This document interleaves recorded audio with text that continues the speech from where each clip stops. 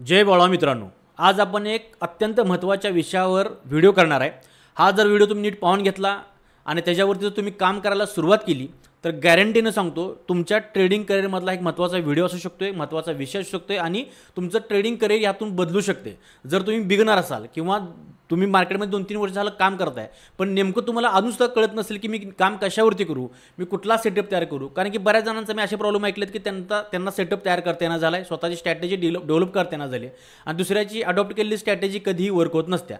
त्यामुळे स्वतः जर काही नवीन करायचं असेल तर मार्केटनंच आपल्याला एक टूल दिलेला आहे, त्या टूलचा जर तुम्ही अगदी व्यवस्थित वापर करायला शिकला आणि त्यामध्ये थोडासा काहीतरी युनिकनेस आणला का नाही तितकं भारी वर्क होणार आहे ते की तुम्हाला एक चांगला सेटअप सापडणार आहे। इतकंच काय, बऱ्याच जणांना अनेक प्रॉब्लेम आहे की त्यांना नेमकं कळत नाही की मार्केटमध्ये एंट्री कधी घ्यायची, मार्केटमधून एक्झिट कधी घ्यायची, म्हणजे प्रॉफिट कुठंपर्यंत बुक करायचं, स्टॉप लॉस कुठंपर्यंत द्यायचा, ह्या सगळ्या गोष्टीची अडचण आहे। तर आता जे आपण टूलचा जो वापर करणार आहे किंवा जे आपण टूल आता अभ्यासणार आहे त्या सगळ्या गोष्टी तुम्हाला एकदम पैस आरामात देते। फक्त इतकीच गोष्ट आहे की सगळीजणच ही गोष्ट वापरत असल्यामुळं यामध्ये थोडासा एक युनिकपणा आणायचा, तो आणला की ह्यावर तुम्ही मास्टरी करू शकताय आणि आपल्या ट्रेडिंग करिअरमधला एक सगळ्यात महत्त्वाचा आजचे पान ठरू शकते। तर ते टूल कोणतं, अर्थातच तो टूल किंवा तो इंडिकेटर असं म्हणू शकतो त्याला आपण, ते म्हणजे फिबोनाची।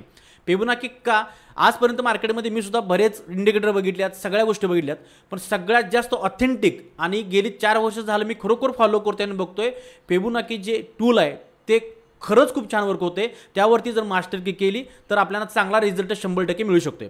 तर नेमकं हे फिबोनाची आहे काय, ते कसं यूज करायचं अगदी तुम्हाला बेसिक पासून सांगणार आहे। जर तुम्ही हा व्हिडिओ व्यवस्थित पूर्ण बघितला तर फिबोनाचीबद्दल किंवा आपण त्याला फिबोनाची कोण म्हणते ह्याच्याबद्दल तुम्हाला जराही शंका राहणार नाही। तुम्ही एकदम त्यात म्हणजे काय म्हणतात मास्टर व्हाल आणि तुम्हाला फक्त इतकीच गोष्ट राहील त्यानंतर की तुम्हाला परत त्यावरती नंतर स्वतःहून प्रॅक्टिस करावं लागेल आणि प्रॅक्टिस केली की त्यात तुम्हाला प्लस मायनस गोष्टी कळणार आणि त्यात मग तुम्ही बाबू शकता। त्यात काही एवढी मोठी अडचण अजिबात नाही।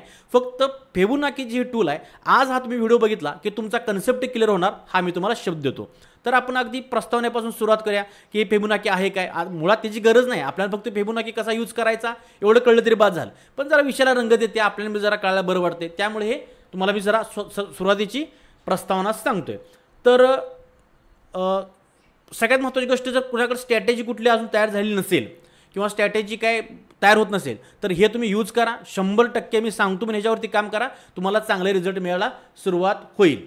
त्यानंतर सेकंड मुद्दा आपण घेतोय तो म्हणजे, आता मी तुम्हाला सगळं पाक सांगेन ह्या फिबोनाचीमधलं कसं यूज करायचं, हे काय, हे सगळ्या गोष्टी सांगेन, पण ह्यावरती प्रॅक्टिस तुम्हाला करावी लागणार आहे। आज सांगितलं आणि उद्यापासून यूज करायला लागल्यानंतर रिझल्ट मिळणार का, अजिबात नाही। तुम्हाला चांगलं पुढचे 2-3 महिने 4 महिने ह्यावरती काम करायला लागेल, त्यातले प्लस मायनस गोष्टी कळल्या की हे खूप चांगलं वर्क होणार आहे। त्यामुळं आज समजून घेतल्यानंतर उद्यापासून त्यावरती प्रॅक्टिस करायला आपण सुरुवात केली पाहिजे, ठीक आहे। आता हे फिबोनाची आहे काय, तर हे फिबोनाची म्हणजे लिओनार्डो बोनाची, कळलं का, लिओनार्डो बोनाची किंवा बोनाची, हे जे मॅथमॅटिशियन आहेत म्हणजे गणित तज्ज्ञ आहेत, यांनी ही जे टूल आहे ते डेव्हलप केलं। त्यांनी एक फिबोनाची सिरीज काढली किंवा ती सिरीज किंवा त्या नंबर म्हणतोय ते नंबर त्यांनी डेव्हलप केले आणि त्यांनी काय सांगितलं ह्या लिओनार्डो बोनाची यांनी, की त्यांनी सांगितलं की ह्या जगातल्या, ह्या निसर्गातल्या ज्या ज्या सुंदर गोष्टी आहेत, ज्या ज्या चांगल्या गोष्टी आहेत, त्यांचा एक रेशो आहे, त्यांचा फिबोनाची नंबरचा हा रेशो आहे आणि ह्या फिबोनाची नंबर ह्या सिरीजपासून तो रेशो तयार झाला आणि त्यातून हे इतकं सुंदर चित्र तयार झालेलं आहे निसर्गाचं किंवा कुठल्याही गोष्टीचं। उदाहरणार्थ त्यांनी फिबोनाचीच्या ज्या हे आहेत सिरीज आहेत त्या कशा तयार केल्या माहिती आहे का, हे फिबोनाची जे नंबर आहे सिरीज आहे त्या अशा तयार होत्या 0 पासून, 0, 1, मग दोन्हीचं त्यांनी बेरीज केली आली 1, मग शेवटच्या 2 अंकाची बेरीज केली आली 2, परत ह्या दोन्हीची बेरीज केली आली 3, अशा शेवटच्या 2 अंकाची बेरीज करत गेले। ह्यानंतर ही सिरीज मिळाल्यानंतर ह्या सिरीजचं तिने काय इक्वेशन केलं, मग ते गणिती भाग आहे, एवढा डीपमध्ये जायला आपण काय गणितज्ञ नाही आणि ते करून आपण काय कुठं झेंडा बी लावणार नाही, फक्त एक समजून घ्या की हे असं काय तर तिने इक्वेशन केलं आणि त्यातून त्यांना रेशो मिळाले, काही पर्सेंटेज मिळाल्या आणि ते रेशो इतके भारी होते की त्याला आपण गोल्डन रेशो म्हणू शकतो आणि जगातल्या या निसर्गातल्या ज्या सुंदर गोष्टी आहेत त्या रेशो प्रमाणच तयार झाल्यात असं त्यांचं मन आहे, असं त्यांचं मत आहे। तर आता नेमकं हे फिबोनाची कोण आहेत ते आपण बघूया, म्हणजे त्यांचा चेहरा असून दे बघायला, कारण आपल्यासाठी खूप मोठं काम करून गेलेत, ते लय भारी वर्क होते ते। तर हे ते लिओनार्डो बोनाची यांनी हे इक्वेशन मांडलं, मला वाटतं 13व्या शतकात काय त्यांनी ही गोष्ट केलेली आहे आणि त्यांनी सांगितलं निसर्गातल्या सुंदर गोष्टी ह्या फिबोनाचीच्या ह्या रेशोपासून तयार झालेल्या आहेत। सुंदर गोष्टी म्हणजे कुठल्या कुठल्या, तर यातली ही पहिली गोष्ट तुम्ही बघू शकताय, हे काय आहे हे आपलं ब्रह्मांड आहे किंवा गॅलेक्सी आहे. ह्या गॅलेक्सीमध्ये सुद्धा त्याला काय म्हणतो आपण, त्यांनी नाव दिलं स्पायरल. असा स्पायरल आकारामध्ये तयार झालेला आहे. ह्याला स्पायरल आकार दिला. ह्या स्पायरल आकार म्हणजे ही स्पायरल जो आकार आहे ना, हा फिबोनाकीच्या रेशोपासून तयार झालेला आहे. जे गोल्डन रेशो आहेत त्या रेशोचा पासून तयार झालेला हा स्पायरलचा आकार आहे. आणि प्रत्येक गोष्ट ह्या स्पायरलच्या आकारामध्येच असणार आहे. जी सुंदर गोष्ट आहे, जिचं मेजरमेंट जबरदस्त आहे, ती ह्या रेशोमध्येच सापडणार. हा गॅलेक्सी तुम्ही बघितली. दुसरा आणि 3 उदाहरण दिली. यामध्ये काय काय सुंदर गोष्टी, सगळ्या सुंदर गोष्टी यामध्ये बसणार आहेत. आता आपल्या ट्रेडिंगशी याचा काही संबंध नाही बरं का, पण समजून घ्या की आपण एखाद्या गोष्टीत काम करतोय तर त्या गोष्टीला इतिहास खूप मोठा आहे. गॅलेक्सी तुम्ही बघितली, परत तुम्ही बघू शकताय की जे लाटा आहेत, लाटांची वेव आहे, ही वेव बघताय, ही वेव सुद्धा दिसते का तुम्हाला, स्पायरल. ही स्पायरल आकारामध्येच आहे. म्हणजे त्या फिबोनाकीच्या स्पायरल आकारामध्ये ती गोष्ट बसल्या, त्यामुळे ती सुंदर आहे आणि ती वर्क होते. आणि एखादी तुम्हाला मी हे दाखवतो, इमेज दाखवतो. हे बघा, ही लाट गेलेली आहे आणि लाटेचा आकार असतो बघा, हे स्पायरलसारखा आहे का? येस. तर अशा पद्धतीने तिने सांगितलं की ह्या जगातल्या नेचरमधल्या ज्या ज्या सुंदर गोष्टी आहेत त्या आपल्याला फिबोनाकीच्या ह्या रेशोमध्ये दिसतात सापडलेल्या. इतकंच काय, आपला हात म्हणा, आपले डोळे म्हणा, हे सुद्धा फिबोनाकीच्या ह्या रेशोमध्येच बसलेले आहेत. तर ह्या पद्धतीनं हे गोल्डन रेशो काम करतोय. तर आता आपण काय झालं मग त्यानंतर काय हुशार ट्रेडर परत जन्माला आली आणि तिने काय निर्णय घेतला, जर हा गोल्डन रेशो असा निसर्गाला यूज होत असेल, निसर्गामध्ये त्याचं काम होत असेल, तर आपल्या ट्रेडिंगमध्ये ह्याचा यूज होते का बघूया. त्यामुळे त्यांनी ट्रेडिंगमध्ये हे आणला आणि ट्रेडिंगमध्ये लावण्याचा प्रयत्न केला. आणि चमत्कार असा झाला की आपल्या ट्रेडिंगमध्ये सुद्धा तो इतका भारी वर्क व्हायला लागला की त्यापासून चांगले रिझल्ट मिळायला सुरुवात झाली आणि गोल्डन रेशो तयार झाले आणि तिथून मार्केट व्यवस्थित वर्क व्हायला लागलं. तर आता हे आपण यूज कसं करायचं त्यात आपण ह्या सेकंड पार्टमध्ये आता बघूया. आता आपण बघूयात की फिबोनाची आपण यूज कसं करायचं आहे किंवा यूज कसं करू शकतोय. त्याच्या आधी समजून जावा, फिबोनाची जी आहे ना ती रिट्रेसमेंट म्हणजे मार्केट एक तर सरळ असं वरती जाणार नाही किंवा सरळ खाली पडणार नाही. मार्केट एक असं वर जाणार, पुलबॅक देणार, वर जाणार, रिटेस्ट करणार, वर जाणार. मग असं जात असताना फिबोनाची जे टूल आहे ते रिट्रेसमेंटला वापरतात. म्हणूनच त्याला म्हणलेलं आहे फिबोनाकी रिट्रेसमेंट. मार्केट ज्यावेळी असं अप ट्रेंडला किंवा डाऊन ट्रेंडला असू दे, ज्यावेळी वर जातं त्यावेळी मार्केट असं खाली येतं, त्यावेळी आपण जर फिबोनाकी लावला तर जे पुलबॅक यायला लागला आहे किंवा रिट्रेस्ट व्हायला लागले, ते रिट्रेस्ट कुठल्या लेवल होणार आहे, ते रिट्रेस्ट एकतर 0.5 किंवा 0.6 ही जी लेवल आहे ह्याला गोल्डन रेशो आपण म्हणूया किंवा गोल्डन पॉकेट म्हणूया, इथंपर्यंत येऊन टेस्ट करूनच मार्केट इथून वर जाणार आहे. इथून रिटेस्ट करून वर जातं, त्यामुळे त्याला आपण फिबोनाची रिट्रेसमेंट म्हणतो आणि ते खूप चांगलं वर्क होते. त्यातले सगळेच रेशो खूप चांगले आहेत, सगळेच रेशो यातले काम करतात, पण आपण फक्त ह्या 2 रेशोवरती काम करायचं, 0.5 ते 0.6 का, कारण हे सगळ्यात भारी वर्क होतात. येतं 0.3 सुद्धा तुम्हाला बघायला मिळेल, 0.7 पण बघायला मिळेल. हे सगळे रेशो चांगले काम करतायत, असं काय नाही की ह्या रेशोचा काही उपयोग नाही. पण आपण काय करायचं, आपला गोंधळ कमी करण्यासाठी फक्त 0.5 आणि 0.6 ह्या गोल्डन पॉकेटला पकडायचं आणि तिथून मार्केट एक चांगलं तुम्हाला वर्क झालेलं 100% दिसेल. तर अशा पद्धतीनं रिट्रेसमेंटसाठी हे यूज केलं जाते आणि अप ट्रेंडमध्ये. दुसरी गोष्ट, ज्यावेळी मार्केट साईडवेज असतं असं, त्यावेळी हा टूल वापरायचा नाही, ह्याचा उपयोग नाही. कारण की सॅडवेज मार्केटमध्ये मार्केट एका झोनमध्ये आहे ना, त्यामध्ये रिट्रेस कसं घेणार आहे मार्केट. तर मार्केट जे एखाद्या अप ट्रेंड असतं किंवा डाऊन ट्रेंड असतं त्यावेळी हे जर यूज केलं तर खूप भारी यूज होणार आहे, खूप भारी आपल्याला रिझल्ट बघायला मिळणार आहे. तर आता आपण हे यूज कसं करायचं बघूया. त्यासाठी एक सेकंद. आता हा युरोचा चार्ट आहे, ठीक आहे. आता मी यूज कसं करायचं तुम्हाला हे दाखवतो. पहिली गोष्ट, इथं असं हे चिन्ह आहे, हे दिसते तुम्हाला, हे आहे फिबोनाकीचं रिट्रेसमेंट. इथं सरळ लिहिले, ह्याच्यावर क्लिक करा आणि क्लिक केल्यानंतर तुम्हाला फक्त पहिला ह्यातल्या तुम्हाला मी संख्या दाखवतो.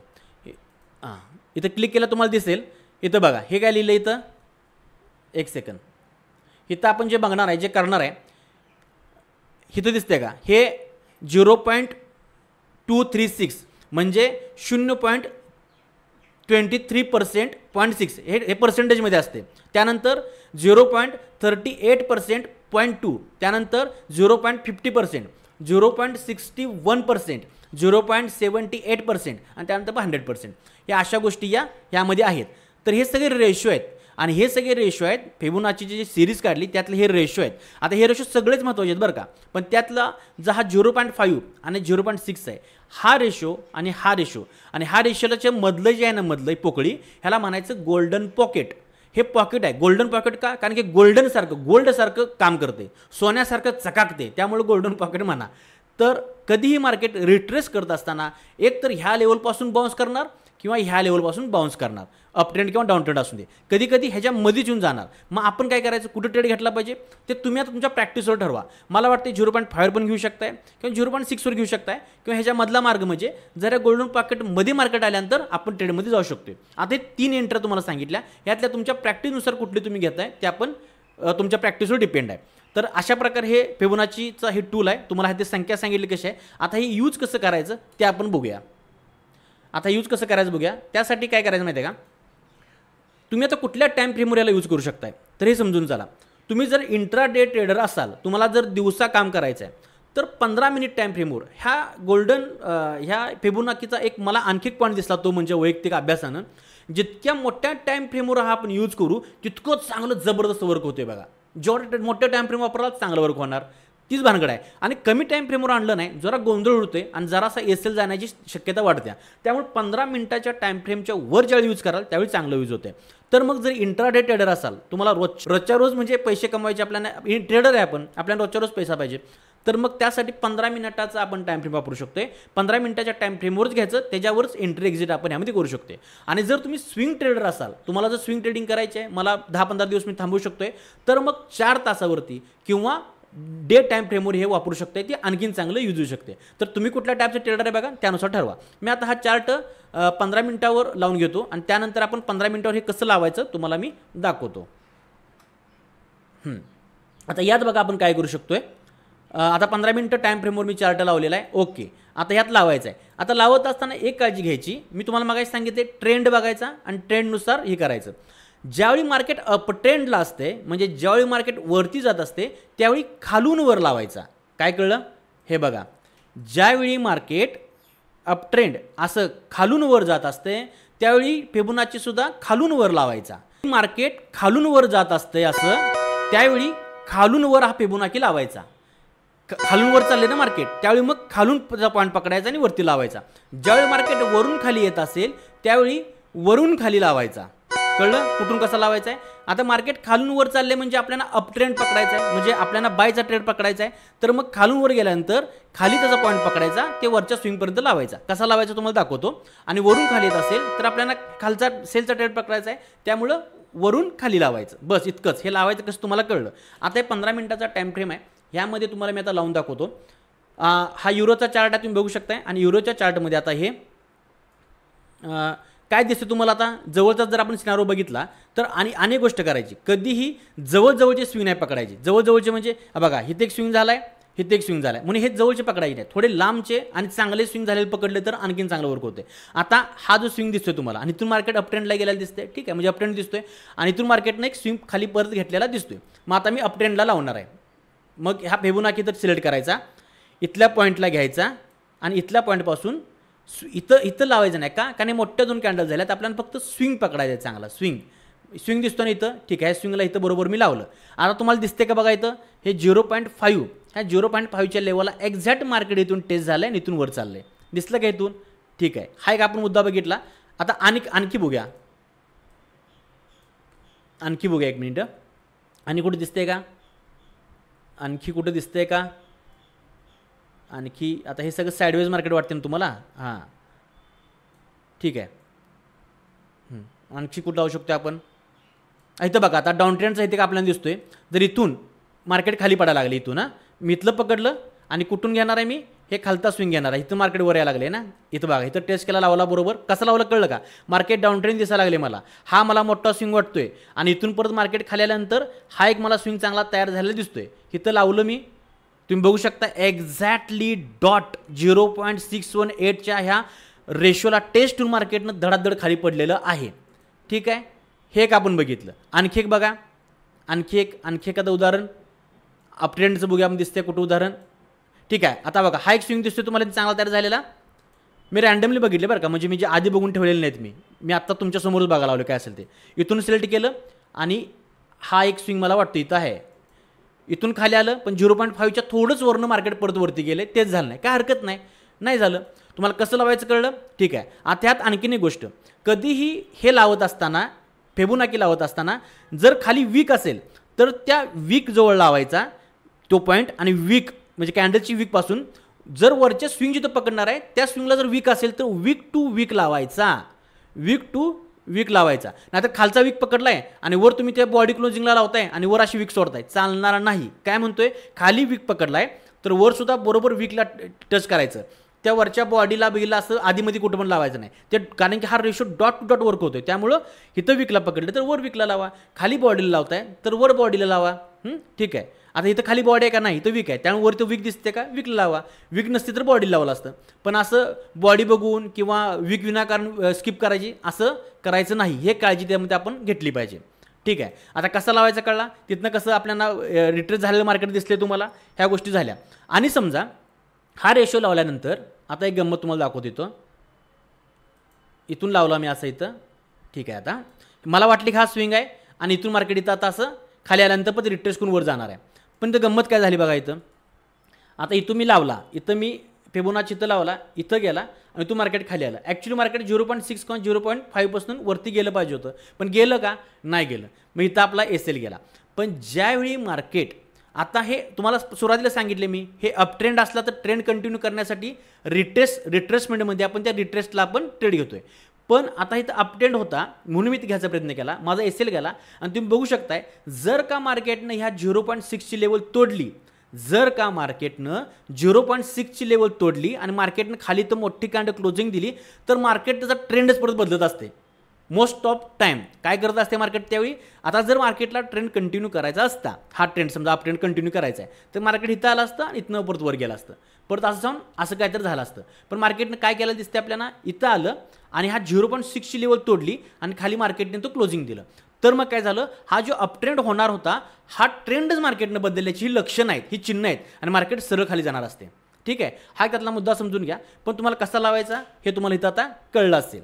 आणि काय वाटलं तर, शंका वाटली तर मला व्हॉट्सअप करा, मेसेज करा, काही करा, तुम्हाला मी उत्तर देतो. फक्त आता जास्त व्हिडिओ खूपच तासाभराचं होऊ नये म्हणून 1-2 फक्त उदाहरण तुम्हाला द्यायला लागले. ठीक आहे. नेक्स्ट पॉईंट काय आहे आपला, तुम्हाला टाईम फ्रेम पण सांगितलं. तर ह्यामध्ये स्टॉप लॉस आणि टेक प्रॉफिट कसं लावायचं तुम्हाला सांगतो. ज्यावेळी तुम्ही असं ट्रेड इथं घेताय, ज्यावेळी इथं समजा आपण ट्रेड इथं घेतला, तर मला चांगलं उदाहरण घेतो, हे जरा सही झालेलं आहे. ज्यावेळी स्टॉप लॉस आपण ज्यावेळी आपण इथं घेतोय, ठीक आहे, ओके, डन. हां, इथं परफेक्ट उदाहरण सापडले तर आता आपल्याला. इथं ज्यावेळी मी आता अपट्रेंड मार्केट दिसते, मी अपट्रेंडसाठी हे 2 स्विंग पकडले, बरोबर 0.6ला इथं आला. आता एंट्री कशी घ्यायची आहे तुम्हाला सांगितले मी, 3 एंट्री आपल्या असणार आहेत. कोण 0.5ला घेते, कोण 0.6ला घेते, कोण आहे गोल्डन पॉकेटमध्ये घेते. माझं मत आहे या 2 मधल्या गोल्डन पॉकेटमध्ये आपण एंट्री घेतली कधीही चांगली, म्हणजे आपली एंट्री अर्ली पण होणार नाही आणि लेट पण होणार नाही. ह्या गोल्डन पॉकेटच्या मध्ये एंट्री घ्यायची. ह्याचा एस एल कुठं असणार, ह्याचा एस एल असणार, हे जर तुम्हाला खालचं जी रेशो दिसतोय ना, हे फिबोनाची जे रिट्रेसमेंट आहेत किंवा फिबोनाची जे टूल आहे आपल्याला सगळं लावून देते. ह्याच्या खालचा एस एल असेल बरं का, ह्याच्या खालचा ही जे रेशो दिसतो ना आपल्याला 0.668% जे आहे, ह्याच्या खाली आपला एस एल लागेल. आणि टार्गेट काय असतील, टार्गेट आपले असतील ह्याच्यावरती 0.5%च्या वर गेल्यानंतर जे पहिले येते 0.38%, हे आपलं पहिलं टिप असेल, पहिलं टार्गेट असेल. दुसरं टार्गेट काय असेल 0.23%, हे टार्गेट असतील ॲज ह्या टूलनुसार. पण जर तुम्ही आपली स्वतःच जराशी आपण बुद्धी चालवली, जरा युनिकनेस आणला, तर आपण मग काय करू शकतोय, बाबा मी इथं घेतलाय ट्रेड, पण मला हा स्विंग वाटते जवळचा, ह्या स्विंगपर्यंतच मी होल्ड करणार आहे, किंवा मला हा स्विंग वाटते मी ह्या स्विंगपर्यंतच होल्ड करणार आहे. कळलं का. स्टॉप लॉस लावताना सुद्धा हे तुम्हाला मी टूलमधलं सांगितलं. जर तुम्हाला ॲडव्हान्स जायचं असेल तर पाठीमागचे स्विंग बघा, पाठीमागचं तुम्हाला प्राइस ॲक्शन बघा चार्टची, त्यानुसार तुम्ही टिपी ठरवू शकताय. आणि पण ते जर कळत नसेल तर मग ह्याच्यानुसार तुमची टूलनुसार वागू शकताय. आणि जर एस एल लावायचा असला, ह्या तुम्हाला मोठा वाटत असेल तर मग बघायचं पाठीमागचा कुठला स्विंग चांगला आहे का, किंवा पाठीमागचा एखादी काय कॅन्डल तुम्हाला दिसते का जी विक सोडलेली आहे, त्याच्या खालचा एस एल लावू शकतो का मी बारका, आणि किंवा एखादं EMA तर कुठं आहे का त्याच्यापर्यंतचा लावू शकतो का, आज तुम्ही करू शकताय तुमच्या चालाकीनं. पण मार्केटच्या टूलनुसार तुम्ही जायचं असेल तर असं सुद्धा प्लेन त्याच्या रेशोनुसार तुम्ही ट्रेड मॅनेज करू शकताय.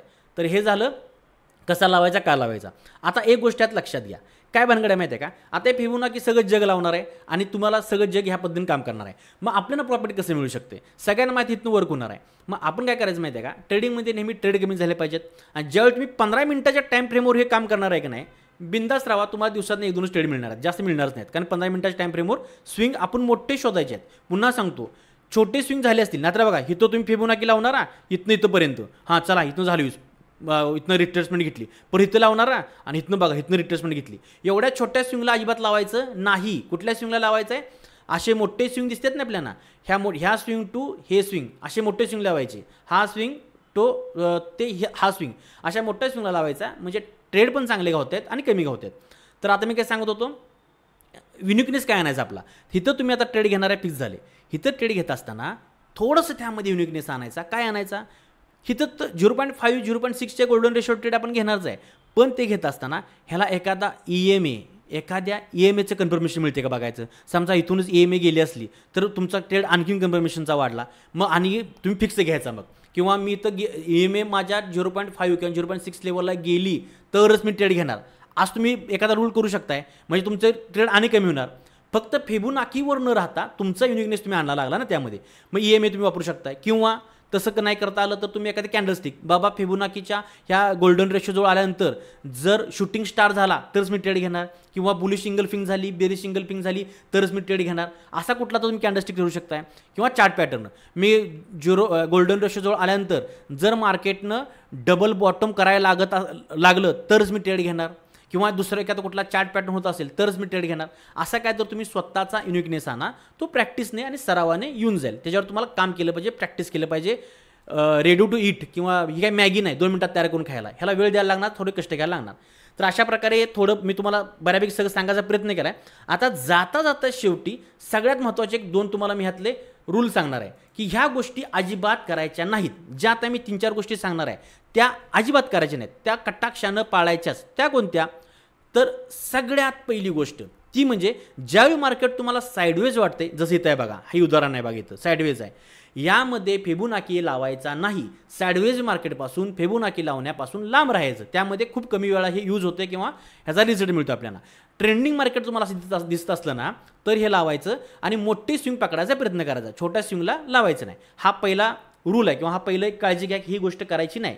साईडवेज मार्केटमध्ये किंवा छोट्या स्विंगला लावायचं नाही. दुसरी सगळ्यात महत्त्वाची गोष्ट बरं का, सगळ्यात महत्त्वाची दुसरी गोष्ट ते म्हणजे फिबोनाकीचं जे हे टूल आहे, या टूलमध्ये तुम्हाला जे आता मी रेशो दाखवला, ज्या संख्या दाखवल्या नाही, ह्या संख्येमध्ये उगाच किडा उठून देऊन त्यात चेंज करण्यात बरं का. मी बऱ्याच ठिकाणी बघितले, बऱ्याच व्हिडिओमध्ये बऱ्याच ट्रेडरांना त्या संख्येमध्ये बदल करायला लागलेत ते.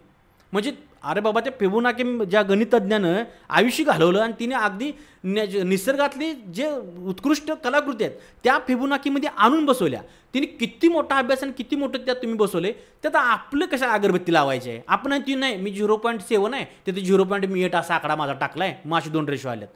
तो आपण काय एवढं मोठं गणितज्ञ आहे का आपण? आपल्याला एवढं चांगलं तयार करून दिलं आहे, निसर्गाचं एक चमत्कार तयार करून दिला तिने.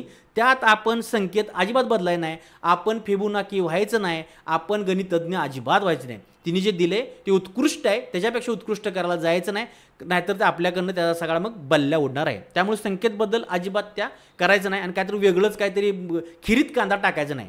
खीर चांगली झाल्या, त्यामध्ये कांदा टाकल्यावर काय होणार आहे? बाद होणार आहे. त्यामुळे कांदा नका टाकू, मस्त खीर आहे, त्याचा आस्वाद घ्या.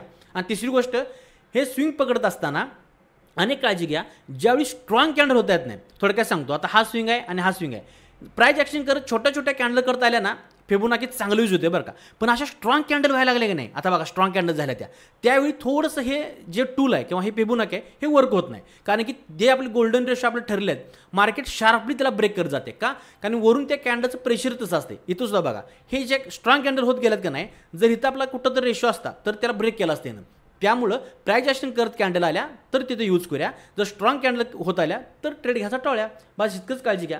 मला वाटते बऱ्यापैकी सगळं सांगण्याचा मी प्रयत्न केला. आणखी राहिला असेल तर कमेंट करा किंवा मला मेसेज करा, मी उत्तराचा प्रयत्न करतो. थँक्यू, धन्यवाद. जय बाळूमामा.